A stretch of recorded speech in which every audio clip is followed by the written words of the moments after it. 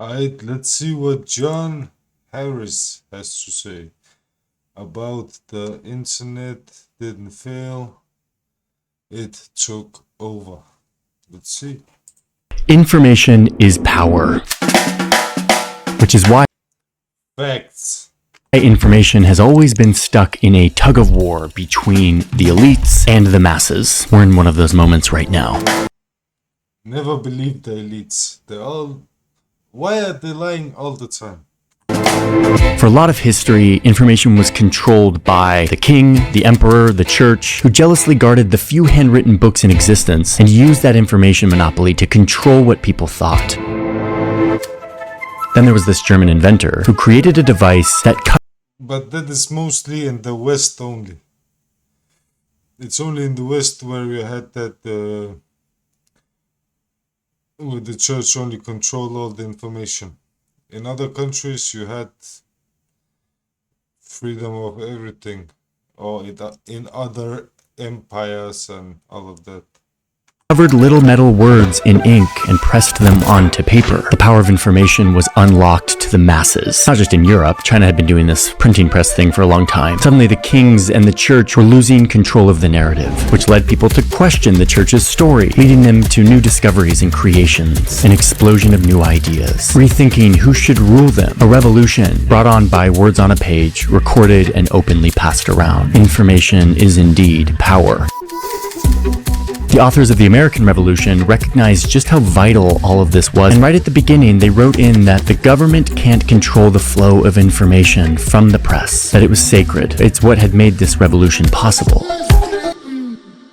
Information is power, and look at all of this power pouring out to the masses every day on cheap gray paper. But the elites didn't suddenly stop trying to control information. Here they are again, looking to control the story and influence society, and succeeding quite well. Bruv, honestly now, the elites control everything, bro. All major news channels, all the fucking channels, all fucking radio channels, bruv, they control everything. The internet, everything, bruv. But still, people are fucking them up. Spreading information and everything. Having the receipts. Soon, the press wasn't just a press. It was information traveling in waves through the air. First, just the sound of a voice, but then moving images appearing to millions of people live. He wanted to see his favorite television program, which starts at 7 o'clock. Information just got a lot more powerful. And with time, it was controlled by the few big corporations that could afford all the expensive infrastructure required to make this magic work. Or, in some places, controlled by a regime who manipulated what people believed, what they were allowed to know, who they were allowed to be. Is he talking about the US and Britain and France? What's he talking about?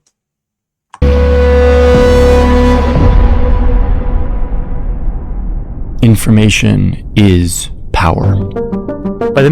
Exactly. Information is power. Nobody's talking about the genocide against the German people under World War II or the Japanese people.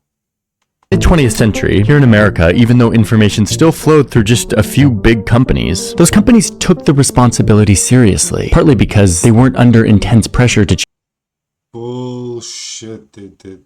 Stop fucking lying. That's fucking a lie, man.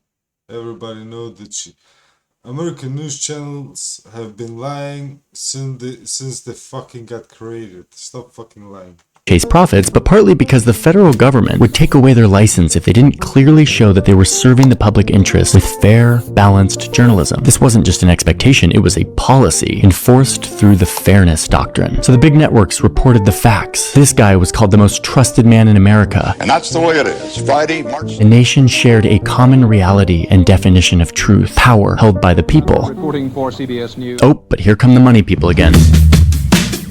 In the 1980s, the haters of government regulation killed the fairness doctrine, and very quickly journalism shifted from a public service into a full-on profit-maximizing business once again. The content started running non-stop, 24 hours, optimizing for attention, ratings, opinions, and deprioritizing truth and substance. Once again, powerful people are trying to control the information, but not for long.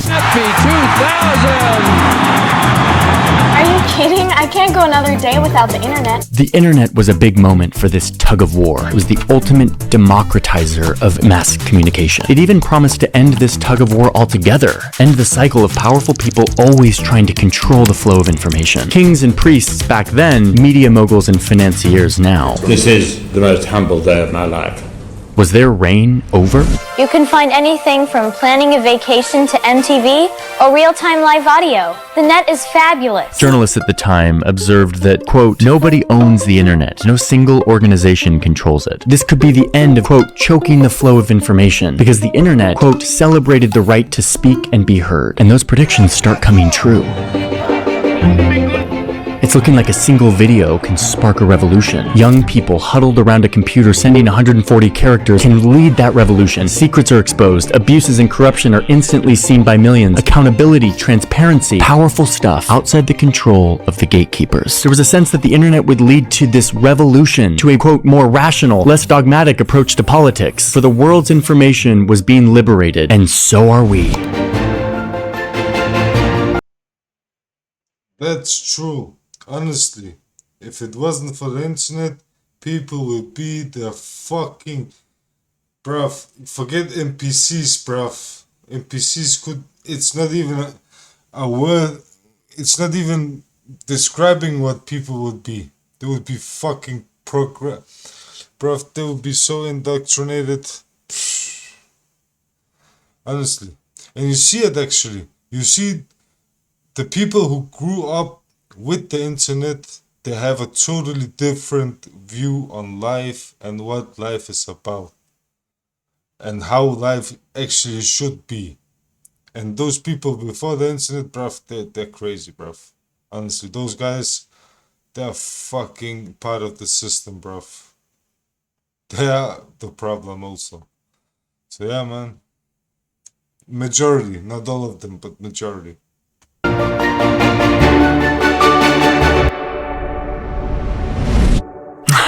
Not quite. Something happened.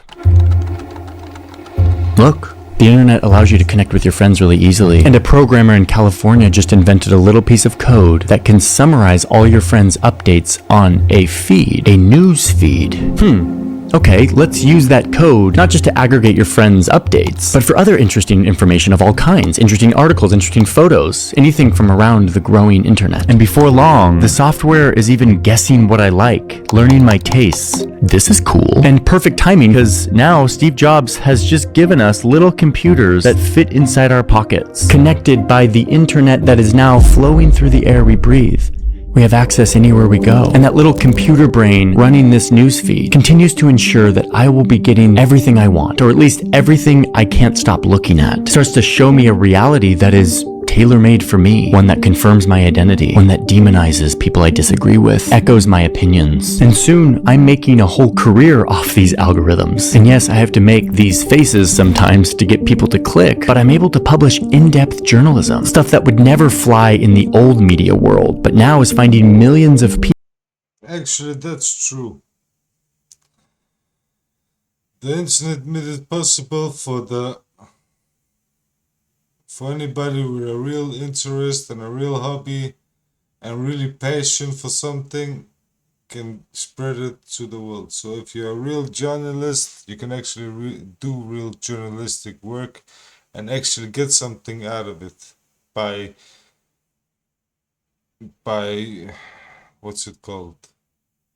By YouTube money and all of that. So yeah. The internet is the fucking shit, bruv. Honestly. Without the internet, bruv, honestly, can you imagine fucking life without internet, bruv? It would be fucking boring, bruv. Honestly. It would be livable, of course, but information-wise and all of that, if you had to go to fucking libraries and fucking bookstores to fucking buy shit, books and all of that, and yeah. And yeah, without the internet, how the fuck would you have anything, bro? Couldn't even order shit. You had to fucking make phone calls and everything. So yeah, without the internet, shit, bro. It would be a shit show still. People who want to learn about the world. This makes me feel a deep appreciation for the internet and the algorithms that helped give me a career. But I also see that we are in one of those moments, once again in the tug of war, where the world's richest men are concentrating control over the pipes through which all of this is running, all of our information, what we see, regardless of if it's true or not. Same thing is happening in traditional media that is now centralized around just a few companies and a few really powerful men, and it's only centralizing more. This guy, Larry Ellison, and his family, in addition to spending loads of money on supporting the politicians they like, they are also on a buying spree of media outlets. Everything from movies to TV to news channel. Like Ellison literally now has a huge controlling stake of CBS. Remember? The most trusted man in America? He's trying to buy CNN, HBO, Warner Brothers, Discovery Channel, and he's trying to buy a bunch of other huge media outlets right now, including this big new investment in the US operations of TikTok. The internet promised to democratize information in a new way, and it did that. But once again, we see that we're back in the cycle, that our information flow is being centralized around a few rich people, threatening that promise like never before.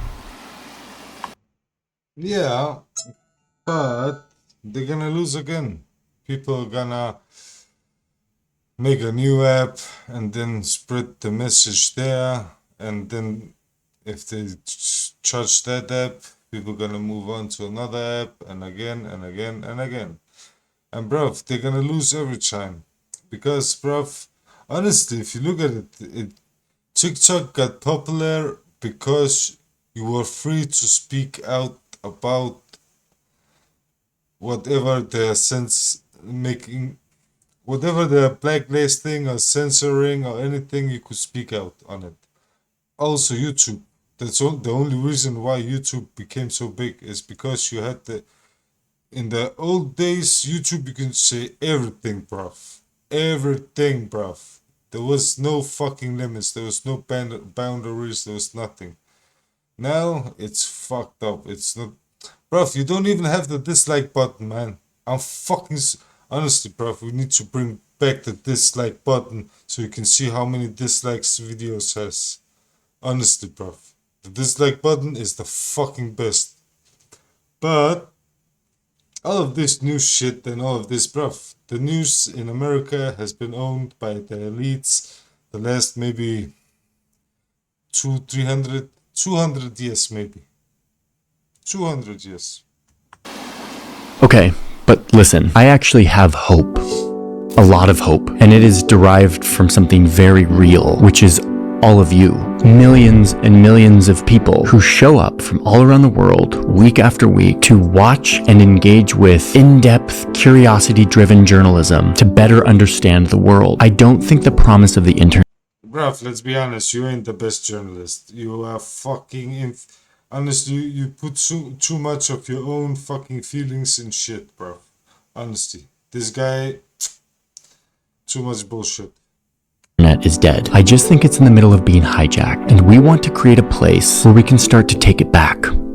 Which is why today we are launching Newpress. Newpress isn't just another media channel or media company. It's more of an idea that journalism can be done differently. It can be done with people instead of just at people. Newpress is made up of two parts. Part one is the journalists who are creators like me. We're building a group of journalists who all have their own channels. So we have mine, we have Search Party with Sam Ellis, we have Tunnel Vision with Christoph Halverson. We're launching our fourth with former New York Times columnist Max Fisher. All of these channels are different from one another because they are driven by the personal curiosity and perspective of each creator. But what unites these channels under Newpress is our goal of bringing understanding, genuine understanding, to important events around the world. It's not breaking news. It's nourishing, in-depth journalism that teaches you how the world works. Okay, so that's part one of Newpress. We've been doing that for honestly, it sounds exciting. I gotta be honest. It sounds exciting, very interesting. It could be something good, but let's see. Let's see if he has the right guys around him. For a couple of years now. Today, we are launching part 2 of that vision, which has a lot more to do with all of you. Newpress.com is our new algorithm-free corner of the internet, where we can bring all of you deeper into our journalism. This is where you can ask your questions, but also get insight into what stories we're working on. And my favorite part? You can contribute your unique understanding of the world to our journalism. Maybe you have experience or expertise in a certain topic. Maybe you live in the place that we're reporting on and can help lend perspective. Or maybe you're simply curious and you want to help us dig up facts. Newpress is the place where you will be able to contribute to our journalism and help make it stronger, more representative, and more accurate for everyone. Anyone who's been following my work for a while knows that I love crowdsourced journalism. That's what Vox Borders was all about. And over the years, I've always leaned on the community to make my journalism better. Newpress is just that vision put onto a platform with a lot of resources and people to help make it happen. We've already been running some early experiments on this with people who signed up for the Newpress waitlist. Like I had this huge old Japanese map that I got from a collector, but I didn't know exactly what it was depicting, what year, what purpose. So I put it to the Newpress waitlist community, and soon thousands of curious people from all around the world were swarming this map, leaving their thoughts and insights. Turns out we have a lot of map lovers in the audience, which I'm thrilled about. And I came away from this with a much deeper insight on this old map. So that's just one tiny example of the type of crowdsourced journalism we'll be doing on Newpress, but it will take many different forms. So a big question that's come up a bunch as we've been building this platform is how much do we charge for it? And the answer after a lot of deliberation is nothing. We want this to be free. We want the widest, most diverse. Honestly, I just thought this guy was gonna fucking ask for money. But yeah, of course it should be free. If you really want to do shit, of course you're gonna do it for free. This kind of things, because they're gonna make money on YouTube on all these videos, and they're gonna use their audience to actually help them getting different kinds of views and perspectives and information on everything. So yeah, of course it should be free. Bro, if people are fucking using their time to fucking go into your fucking website, of course you need to make it free.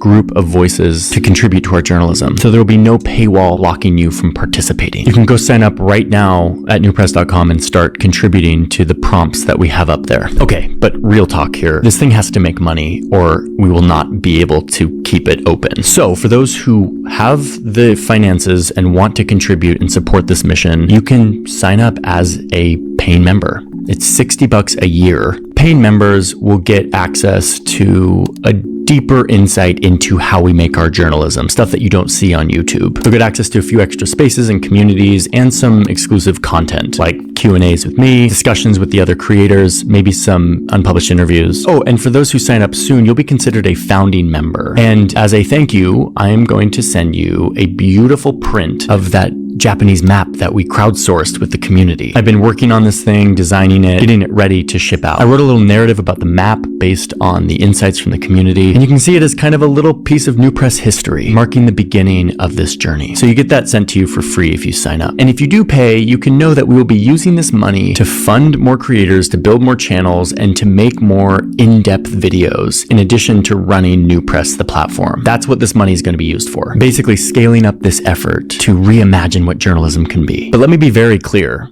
Whether you are a paying member or a free member, that will not affect your voice in the community. Everyone's voice is equal when it comes to contributing to our journalism. We're not doing this to create some elite club where Honestly, is that it? Our coverage is excitement. We have like tens of thousands of people already on the wait list, and today it's live. We're undoubtedly in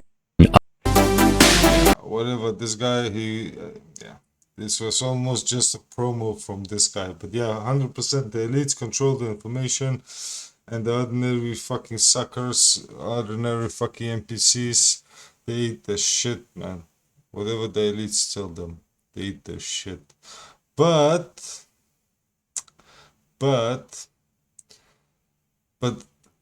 through all the time, there have been people who have been speaking out against the elites and really setting the history straight. So I don't know, man.